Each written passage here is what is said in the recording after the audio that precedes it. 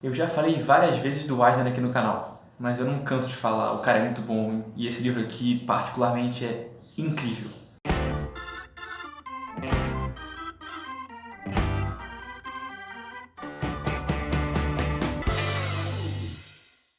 Fala galera, tenho que lavar a aqui e hoje vamos falar sobre Nova York, a vida na grande cidade, do Will Eisner, que pra mim, particularmente, é o melhor livro dele.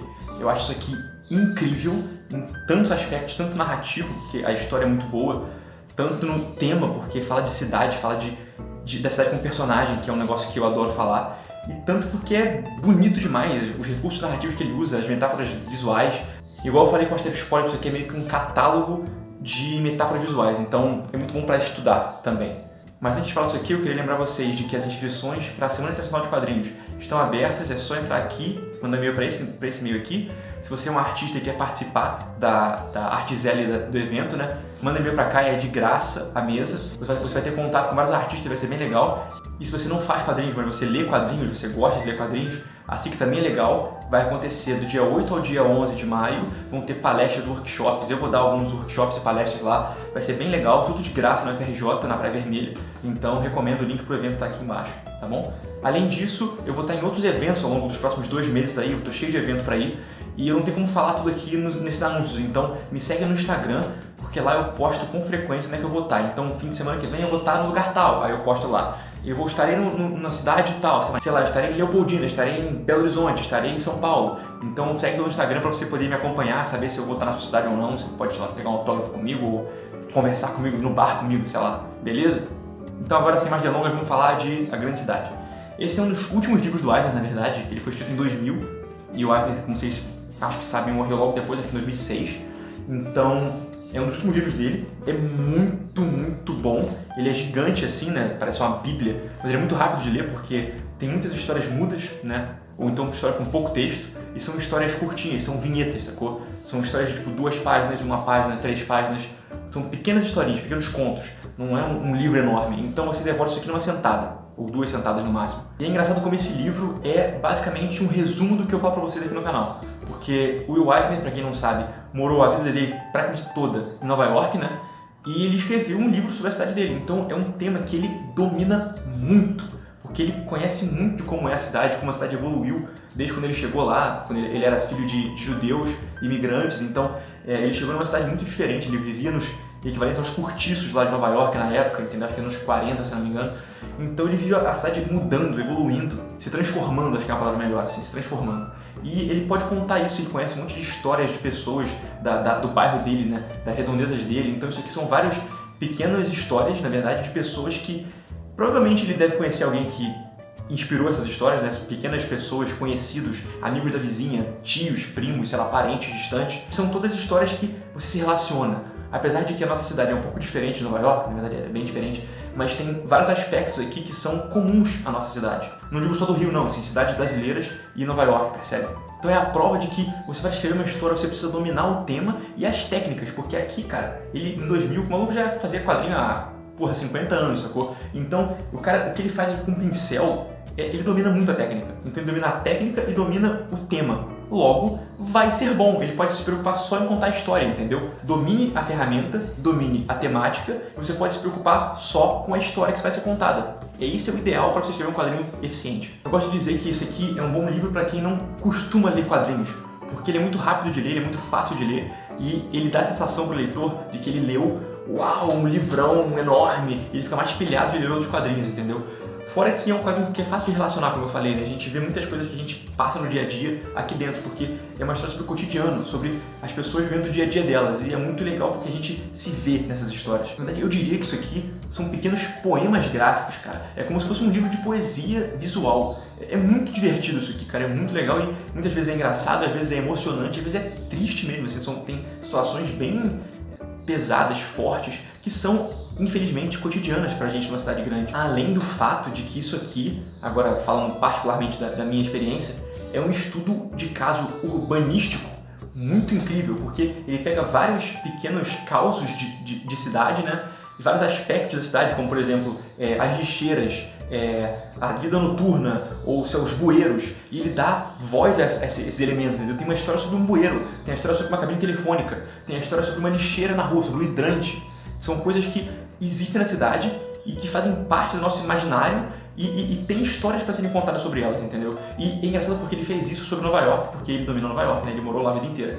Mas se você pegar esses elementos, né, o nome das histórias, tipo hidrante, vida noturna, sei lá o que, você aplicar isso para qualquer outra cidade, vai funcionar. Inclusive, o meu sonho, um dos sonhos profissionais que eu tenho como quadrinista, é um dia fazer a vida na grande cidade, Rio de Janeiro, né? Usando exatamente o que ele fez aqui, pegando inclusive os nomes dos capítulos que ele deu, né, e aplicando no Rio. Seria muito legal, um dia eu faço, quem sabe. Se vocês gostaram da ideia, botem nos comentários aí que vocês querem ver esse livro existindo, que aí eu fico mais pilhado ainda pra fazer. Mas como eu disse, é realmente um estudo urbanístico. Então assim, até pra quem faz arquitetura, quem estuda urbanismo e arquitetura, e não necessariamente lê quadrinhos, isso aqui é um bom material pra você comprar e ler, estudar, né?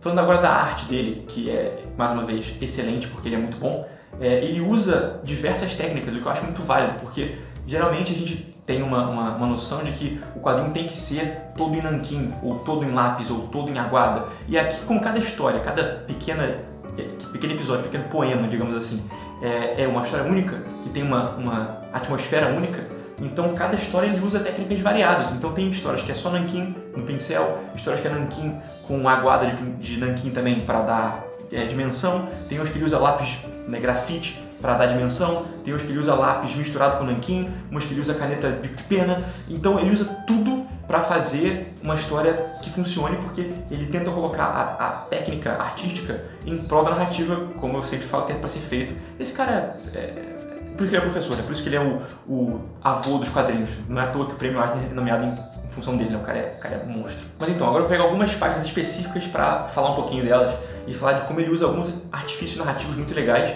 E eu vou falar só de alguns, tá? Porque quase cada página tem uma parada legal para você estudar. Eu vou pegar algumas que eu gosto bastante e tem muito mais para descobrir. Então, assim, é um exercício legal você pegar esse livro e tentar encontrar essas soluções narrativas interessantes que ele faz em quase toda a página. A primeira é essa aqui, onde ele está falando sobre um cheiro que tem na cidade, porque a cidade tem vários cheiros, né? Inclusive ele usa o cheiro como uma das características que conduz nossa experiência urbana.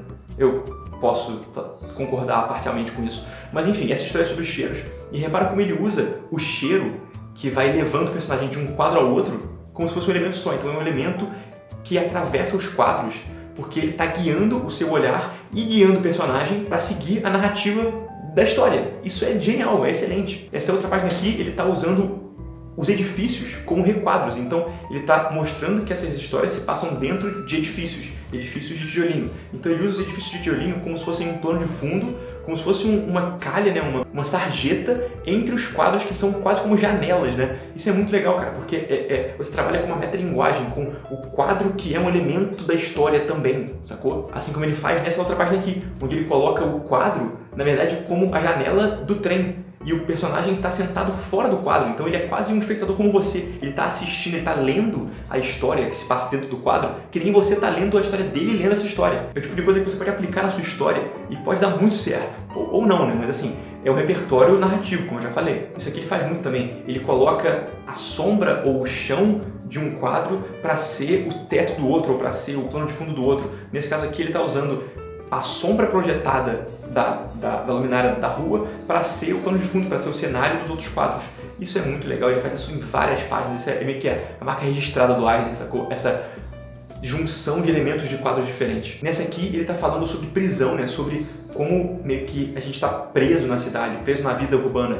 E ele representa isso usando um elemento urbano, que são as janelas. E como as esquadrias meio que constroem uma grade na nossa frente. Então ele está aprisionando as personagens, as histórias, através da janela, que é o elemento central dessa história. Então ele está mostrando como a gente é preso na vida real, né? E usando a construção das janelas para representar meio que em uma outra camada a prisão que elas estão vivendo. Isso é muito legal. E por último, essa aqui acho que é a página favorita do livro. Tem essa menina no trem, né, olhando, imaginando histórias. Então ela tá num tipo de arte, né, num tipo de acabamento, e aí ela tá imaginando histórias dela com o cara. E as imaginações dela são quadrinhos dentro do quadrinho Então é um quadrinhoception. Ele muda o tipo de arte que é dentro do balão de imaginação dela, que é diferente da arte que está do lado de fora, e você consegue ler histórias paralelas. Essa página é muito legal, cara, e mostra como as pessoas pensam em sequência, então meio que ela tá imaginando em quadrinhos. Cara, isso é muito doido e é muito legal de usar. Então, como eu falei, esse livro aqui é um repertório de narrativas gráficas. Então, tem esse livro, compra esse livro, não é nem caro, quadrinhos na companhia. Eu lembro que eu paguei barato, ele é gigantão assim, então não foi caro. Vou deixar o link aqui pra comprar se você quiser. E, cara, vale muito a pena como dicionário de narrativas, sacou? Além da história ser muito divertida. Então é isso, falei bastante já, espero que tenham gostado. E eu pretendo fazer os próximos Dissecando Quadrinhos das próximas semanas com quadrinho nacional, sim, porque eu trarei autores nacionais para falar aqui no meu canal. Então fiquem atentos aí que vão ter novidades interessantes, tá bom? Então, curte o podcast, você já sabe, e no mais, aquele abraço. Valeu!